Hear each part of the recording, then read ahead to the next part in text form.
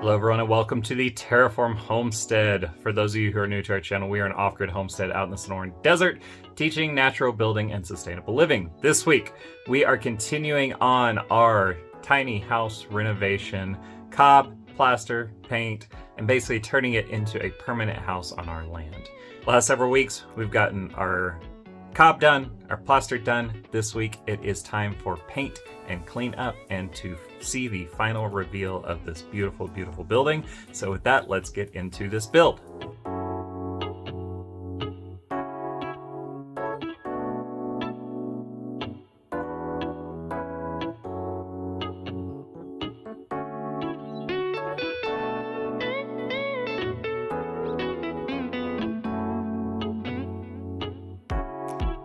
So I got our trim repainted and underneath our eaves painted. I still have some work to do on the door.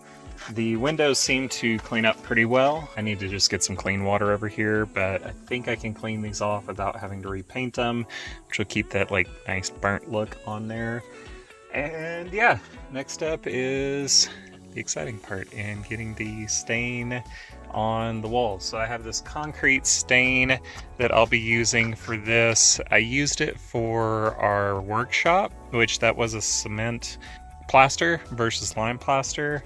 I'm curious to see how it does on the lime, because my thought process, or the reason I'm doing it the out of the can kind of thing instead of a natural pigment like I did on our pump house, is our pump house has had to be repaired, and now I don't have that exact same mix for the repair coat basically. So my thought process is, if I get something that's off the shelf out of the can, if I do need to repair this plaster down the road, then I can get that same can and hopefully it'll somewhat match.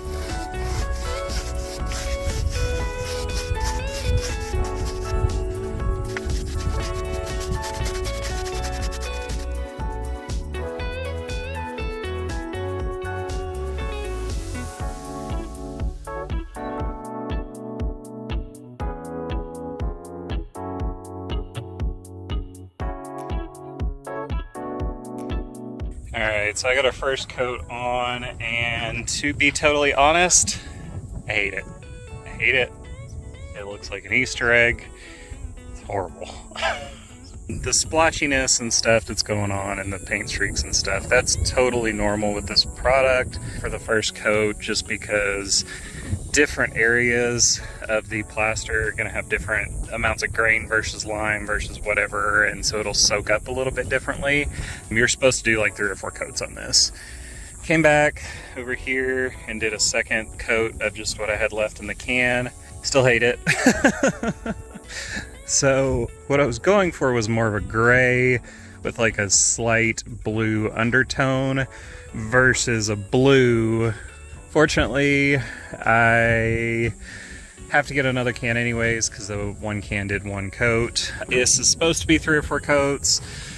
So what I'm going to do is just get a different color and get a more neutral gray and kind of use this as like the underpainting, and then hopefully just a little bit of that blue will come through, but it'll be mostly like a gray. I may try a little warmer tone too, but not all is lost. I think it'll turn out good.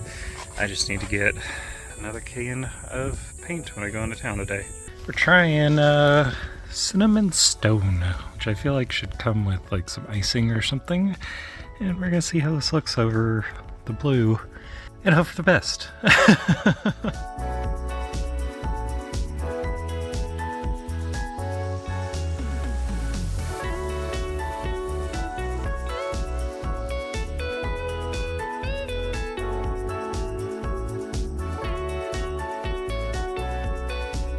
Okay, so I got our second coat on. The sprayer is definitely the way to go on this. This is just the cheap Harbor Freight sprayer. It doesn't work super great with paint, but this stuff is so liquidy. Works great. Still not loving the color. It doesn't seem to be like sticking, I guess. We've kind of got this weird purpley color going on now. I like it better, but I still don't really care for it. I've got probably about half a gallon of cinnamon left, And then I did find a darker stain, which I think there's most of this can left, which was our touch-up paint for the workshop. So that's a lot darker.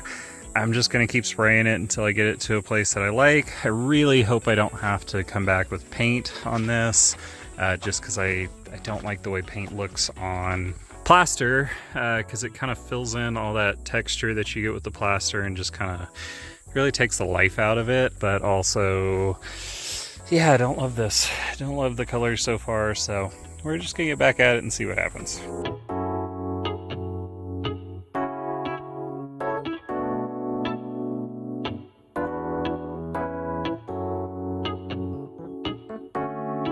Alright, I'm liking this a lot better. I still gotta come in and figure out how to fix some of these drippy marks, but I think one more coat will cover that. So I'm out of paint. I gotta go get another can. Did not expect this to take 3 cans, but it's looking better. We're getting closer. So cool.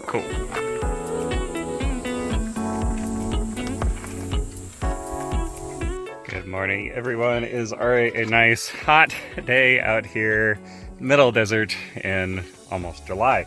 So goal for today is to wrap up paint on this project.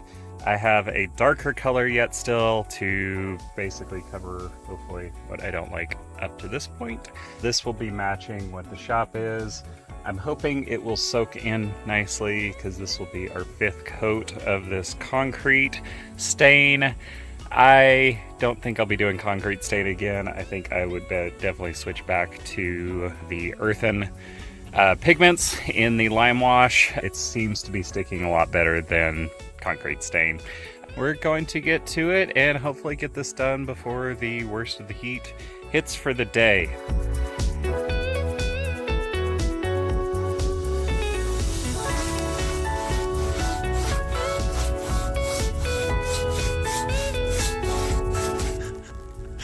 What are you doing, weirdo?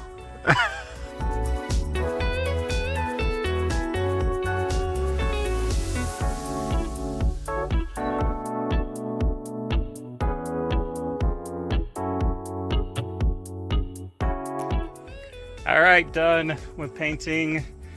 Finally, I like it. It is looking really good. It's not the best paint job I've ever done, and this is definitely a learning experience using that concrete stain instead of the lime paint, which I probably wouldn't do again. I'd probably switch back to the lime paint, but I did get some cool modeling in here.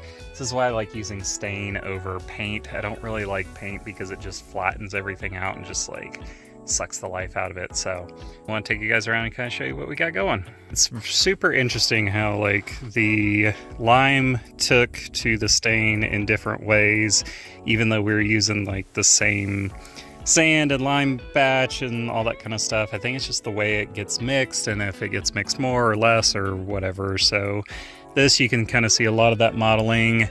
As we kind of come around here, you still see a little drippiness, which I don't love, but it is what it is.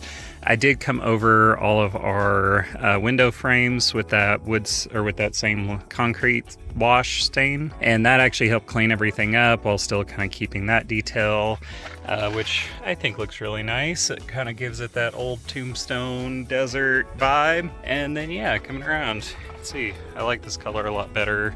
Like I said, up close, it's a little rough for my tastes, but luckily I'm not living in this one and only really see it from a distance, so I'm not too worried. I still got to come in and we'll do a final cleanup of everything eventually, but that's not today's project. So the next thing I gotta do is come in and clean up all of our rocks.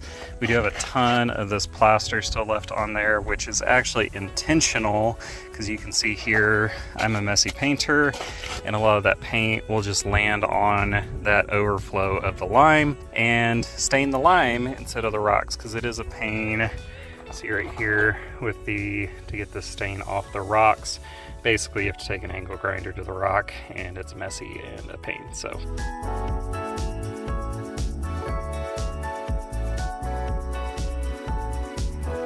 we've still got a lot of cleanup to do, a lot of finish work, a lot of those little special touches to make this a beautiful, wonderful experience for someone to live in. But it's high noon. Rocks are cleaned up, sort of, started to get cleaned up. And yeah, I think that's gonna wrap up this video. If you guys enjoyed this video and want to see the thrilling conclusion of this tiny house build come to life, be sure to hit that subscribe button. If you want to learn more about how to do cob, lime plaster, a lot of the things that I've done here in more in-depth, check out our pump house full video. I've got that queued up for you right now. Thank you guys for watching, and go build something cool.